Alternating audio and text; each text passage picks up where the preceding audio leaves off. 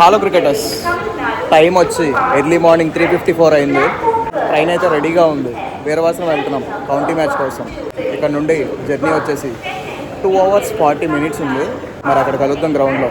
ఈ ట్రైన్ పేరు నర్సాపూర్ ఎక్స్ప్రెస్ హుబ్లీ నుంచి వస్తుంది. కరెక్ట్ గా విజయవాడ నుంచి వీరవాసరంకి టికెట్ తీసుకుంటే 60 రూపాయలు అయింది. ఇంకా అలా ట్రైన్ ఎక్కి కూర్చుంటే ఖాళీగానే ఉంది ట్రైన్ మొత్తం. అందుకే మా ఎదురుగా ఉన్న బాబాయ్ పడుకున్నాడు కూడా. ఇంకా అలా విండో ఓపెన్ చేసి బయటకు చూస్తుండగా భీమవరం టౌన్ వచ్చింది. ఇంకేముంది, తర్వాత వీరవాసరమే కదా అనుకుంటే ఎదురుగా పడుకున్న బాబాయ్ నిద్ర లేచి మరి లేదు భీమవరం జంక్షన్ ఉంది అన్నాడు. నాకు నిజంగా ఇప్పుడే తెలిసింది 2 స్టేషన్లు ఉన్నాయి భీమవరం కానీ. మరి మీకు ఇప్పుడే తెలిస్తే కామెంట్ చేయండి. ట్రైన్ తోలిన డ్రైవర్ అంకుల్ దెబ్బేస్తాడు అనిపించింది. భీమవరం జంక్షన్ తర్వాత వచ్చిన వీరవాసరంలో ట్రైన్ ఆపలేదు. టికెట్ మటుకు విజయవాడ టు వీరవాసరం ఇచ్చారు. ఇంకా ఆపలేదు కదా, పక్కన పాలకొల్లో దిగి భీమవరం బస్సు ఎక్కితే 30 రూపాయలు తీసుకున్నారు టికెట్ వీరవాసరంకి.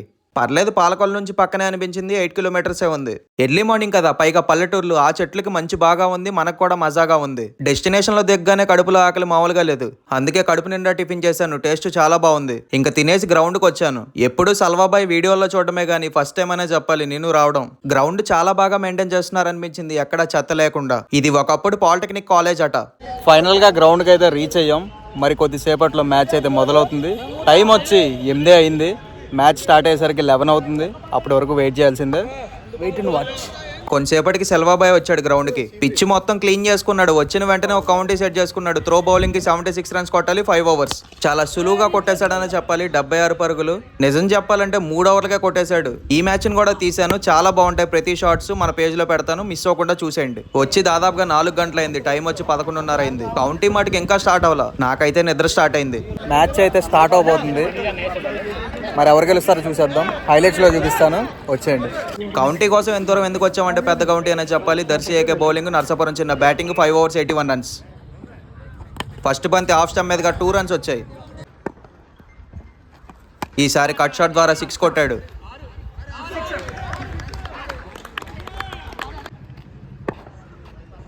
తర్వాత బంతి ఏకే తన వేరియేషన్ చూపించాడు. అవుట్ సైడ్ ఎడ్జ్ వెనక్ గోడకు తగిలింది. 2 runs.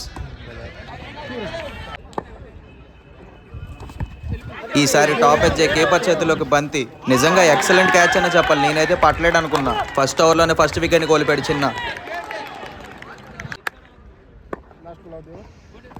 మళ్ళీ గాల్లో కొట్టాడు చిన్న లాంగ్ ఆన్ మీదుగా. ఈసారి నేలపాలు చేతిలో నుంచి గోడకు తగిలింది. 6 runs. ఫస్ట్ ఓవర్ కంప్లీట్ అయ్యేసరికి చిన్న score 16 runs. Second over first బంతిని 6 కొట్టాడు చిన్న.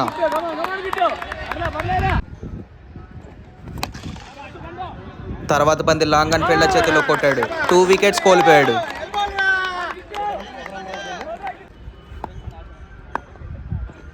స్క్వేర్ లెగ్ మీదుగా సింగిల్ మాత్రమే.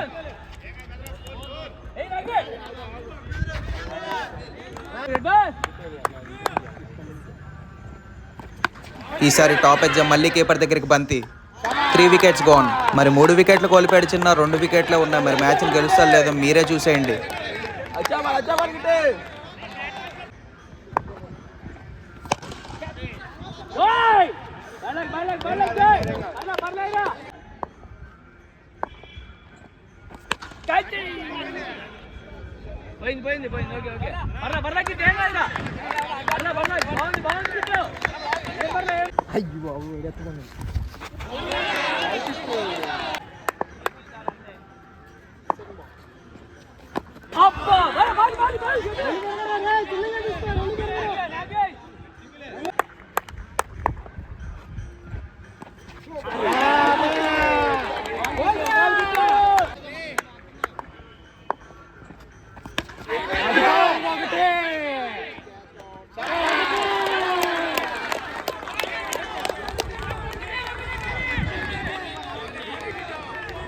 నర్సాపురం చిన్న 4 wickets కోల్పోయాడు.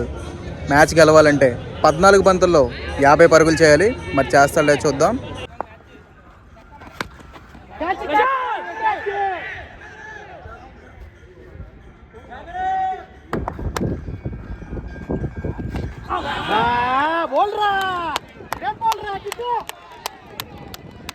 నర్సాపురం చిన్న గెలవాలంటే 12 బంతుల్లో 46 పరుగులు చేయాలి. 1 wicket ఉంది. మరి చేస్తాడో చూద్దాం.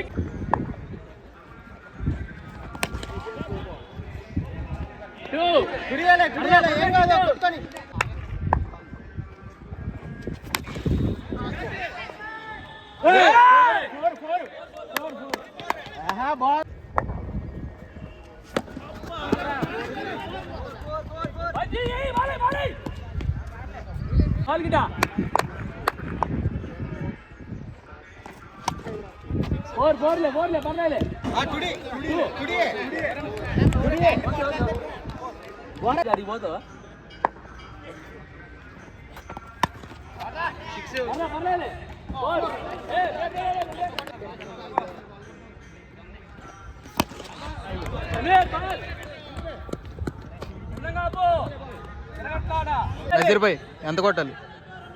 6 balls 30 runs.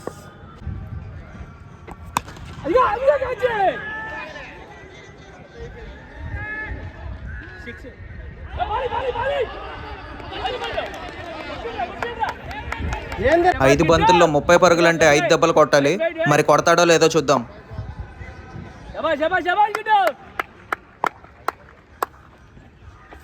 లేదు, కొట్టలేదు, మిస్ అయింది. మ్యాచ్ అయిపోయినట్టే.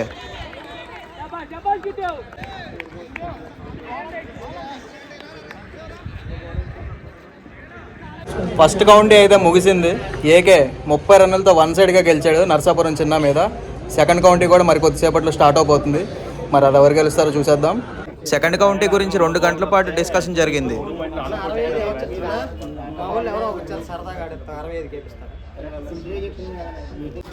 సేమ్ కౌంటీ స్టార్ట్ అవబోతుంది. నర్సాపురం చిన్న batting, Darsi AK bowling. 5 overs 81 runs. First కౌంటీలో దర్శి ఏకే గెలిచాడు. మరి సెకండ్ కౌంటీలో ఎవరు గెలుస్తారో చూసేద్దాం. ఈ వీడియో మటుకు షార్ట్ వీడియో చేస్తున్నాను. ఫస్ట్ మ్యాచ్ మటుకు లాంగ్ వీడియోలో వస్తుంది. మిస్ అవ్వకుండా చూసేయండి. 2 మ్యాచ్లు చాలా ఇంట్రెస్టింగ్గా ఉంటాయి. మరి అన్నయ్య వాళ్ళని అడిగి తెలుసుకుందాం. ఈ కౌంటీ ఎవరు గెలుస్తారు? నర్సాపురం చిన్న రివెంజ్ కంప్లీట్ అవుద్ది. నర్సాపురం చిన్న.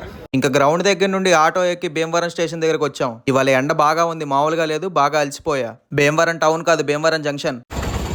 భీమవరం వెళ్ళిపోదాము, పేకాట ఆడుకుందాము. భీమవరం జంక్షన్ నుంచి విజయవాడకి 55 రూపీస్ తీసుకున్నారు టికెట్. ఇంకా అలా కౌంటర్లో టికెట్ తీసుకొని స్టేషన్ లోపలికి వచ్చి ట్రైన్ ఎప్పుడు వస్తుందని ఎదురు చూసా. ఆ గ్యాప్ లో ట్రైన్ వచ్చింది. విండో సీట్ దగ్గర కూర్చొని విజయవాడ ఎప్పుడు వస్తుందా అని ఎదురు చూసా. ఇప్పుడు టైం వచ్చి 5:15 అయింది సాయంత్రం. కరెక్ట్ గా 7:50కి వచ్చింది విజయవాడ. అదేంటో గానీ సొంతూరు రాగానే చాలా హ్యాపీగా అనిపిస్తుంది. ఎండకి బాగా అలసిపోయాం కదా, ఇంటికి హెడ్ బాత్ చేసి తినేసి పడుకుంటే గానీ త్వరగా సెట్ అవ్వదు. 6వ నెంబర్ ప్లాట్ఫామ్ లో ఆగింది ట్రైన్. సక్సెస్ఫుల్లీ విజయవాడ అయితే రీచ్ అయ్యాం. ప్రయాణం అయితే చాలా బాగా సాగింది. ఈ వీడియో నచ్చితే మీరు లైక్ చేయండి, షేర్ చేయండి, కామెంట్ చేయండి. ఇవన్నీ చేయడం మటుకు మర్చిపోవద్దు. ఉంటా. ఇదే ఇవాల్టి జర్నీ. షార్ట్ వీడియోస్తో పాటు ఫుల్ లెంత్ వీడియోస్ కూడా సపోర్ట్ చేస్తారని మనస్ఫూర్తిగా కోరుకుంటున్నా. అలాగే మన యూట్యూబ్ ఛానల్ని సబ్స్క్రైబ్ చేసుకోండి, ఇన్స్టాగ్రామ్ అకౌంట్ని ఫాలో చేయండి. తెలుసు కదా, కౌంటీ క్రికెట్ 99.